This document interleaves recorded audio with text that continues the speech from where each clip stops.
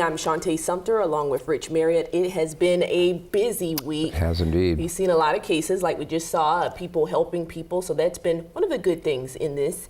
But right now, Rich, we're starting to see things move out, even though the danger isn't over yet. Danger's not over, but the rivers, a lot of the rivers have already crested. So that's the best news that we have. And the rain has let up. That's fantastic news. We have a few showers out there, but that's all we're going to be dealing with today. And we're in the downward trend towards no showers tomorrow, which all will allow some of this water that we've been deluged with. It'll allow it to finally start to run off the area. And see, remarkably there for the morning commute, looks like that I-5 corridor is going to be pretty dry for you. First alert weather day through today, though, and we continue to see just a few showers. That won't have any real effect, but the river flooding is still widespread today. A lot of closures, a lot of water out there, and that landslide risk will be continuing for a while, still affecting all of western Washington. Probably one of the most important thing in the morning, this is the hydrograph from the gauge on the Skagit near Mount Vernon. You can see it broke the record by about 2 inches late last night. It's been holding pretty steady, but you can see it has crested now, and it looks like it's just about ready to start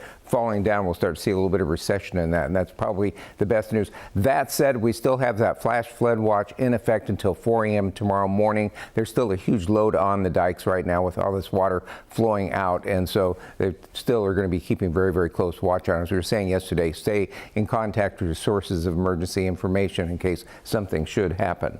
Overall, to summarize it, right now there's still, as of 3 a.m., there's still 13 rivers with flood warnings. Major flooding still occurring on 6 of those, and 4 of the rivers overnight actually hit that historic levels, so it broke records. So there in Bellingham, you see it's a pretty quiet day overall. Looking at the morning, we've got cloudy skies out there, a little bit of light fog, and overall our forecast around the area is for cloudy skies today with just a chance of a few scattered showers, and those high temperatures today mostly in the mid-50s. A dry day tomorrow, but we do get back into a wet pattern for next week, but not as warm. We'll talk about that coming up.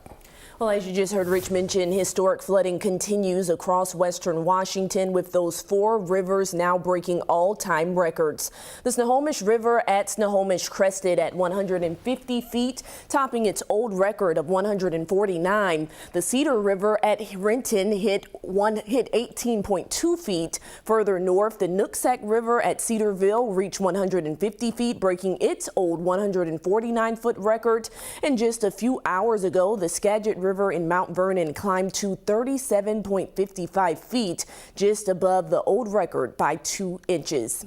Well, coming up at 5, we will have team coverage on this first alert weather day with reporters stationed at several of those record-breaking rivers. Right now, Farah Jadrin joins us live from one of those locations, the Snohomish River in Snohomish. We just talked about those record-breaking levels. Farah, what are you seeing?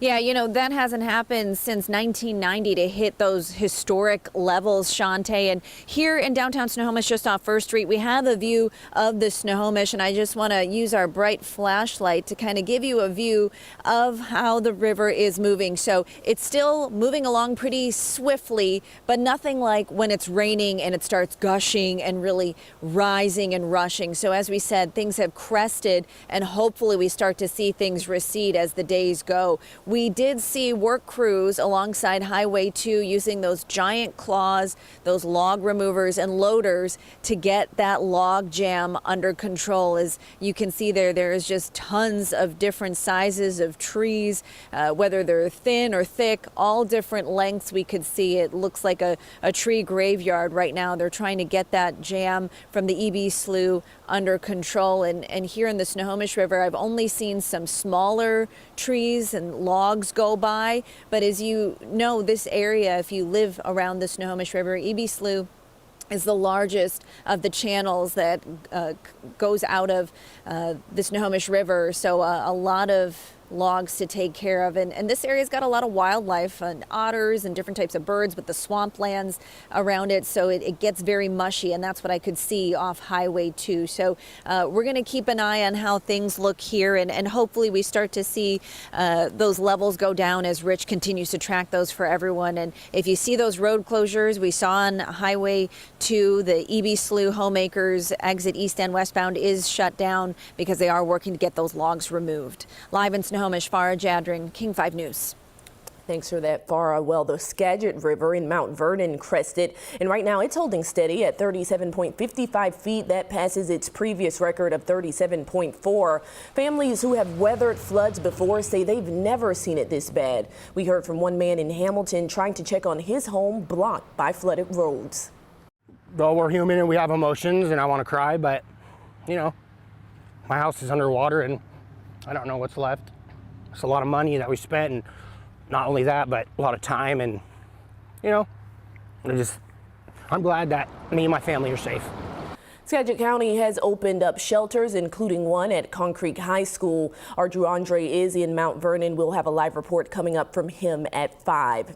Well, it was a long night for residents of a large apartment complex in Puyallup who had to evacuate due to rising waters late yesterday. You're looking at some of that video. A level 3 go now order was given by the crossroads at Meridian near the Meridian Avenue Bridge when the Puyallup River crested for a third time in 3 days. Residents scrambled to load up what they could as the water rose into parking lots and first floor units, and neighbors came to their help. He raced here and started helping me get everything up to higher ground from the garage because we knew that's where it would hit first. I've told everybody I've met, like, if you need help, I've been working really late, but I'll go to Home Depot, I'll get you sandbags. This morning, all evacuation orders have been lifted according to Pierce County Emergency Management. The Puyallup River is forecast to continue receding. Also in Pierce County, houses on a portion of Pioneer Way in South Prairie had to be evacuated. South Prairie Creek overflowed its banks yesterday, flooding streets and pouring into backyards. State Route 162 remains closed this morning between Ording and South Prairie due to high water. Heading back up north in Whatcom County, the Nooksack and Sumas rivers flooded several small towns, including Sumas, whose entire downtown is underwater. The town is almost entirely cut off with every road closed up to the border. It's even closed the Trans-Canada Highway in Abbotsford. Meantime, neighbors filled sandbags to protect homes as the Nooksack River rose in Linden. It just sucks. It's sad to see that people's homes are filled with water and potentially have to move out and start again. The Nooksack hit a record crash yesterday at Cedarville, surpassing the mark set by devastating 2021 flooding by about a foot. U.S. Coast Guard and air crews rescued 4 people from their roof of their home yesterday. This is video from Sumas. A rescue swimmer deployed from the helicopter helping 2 people through a window in the second-story attic as 8 feet of water surrounded their home. You can see those dramatic moments here. A second crew arrived to get the other people to safety. Thankfully, no one was injured. When it came through there, I don't know that he would have survived. This is why you still need to be careful traveling. A man is recovering this morning after a tree launched from the river and through his windshield while he was driving. It happened Wednesday north of Leavenworth on Highway 207, where it meets Highway 2 at Coles Corner. Roger Brown watched it happen. He says he pulled over and helped the 65-year-old driver before first responders arrived. He stayed in his vehicle. He was in significant pain with, his head was hurting pretty bad, which is understandable. He seemed to be, he was coherent. I made sure that, he was staying alert and I chatted with him a little bit here and there and to keep him talking. The State Patrol says that 65-year-old driver was taken to the hospital. A Thurston County family who got stranded in floodwaters Tuesday night is grateful for a stranger who stepped in to help. Erica Woolen says she was trying to be the cool aunt by taking her sister's kids to see the holiday laser light show at the old Satsop nuclear power plant site. She says she didn't see any road closed signs and thought she would get through the flooded Chehalis River unaware that those signs had washed away. She was following the truck ahead of her when her car began taking on water and then the engine died. When they opened their doors, the frigid water rushed in quickly up to their chest. All they could do was try to escape on foot. I'm out there with 3 kids and it's cold and the water's up to our chest, and I don't know what I would have done had it not been for the kindness of that community that pulled together and asked for nothing in return other than to help us. While they're still shaken up this morning, the family survived with no injuries or hypothermia.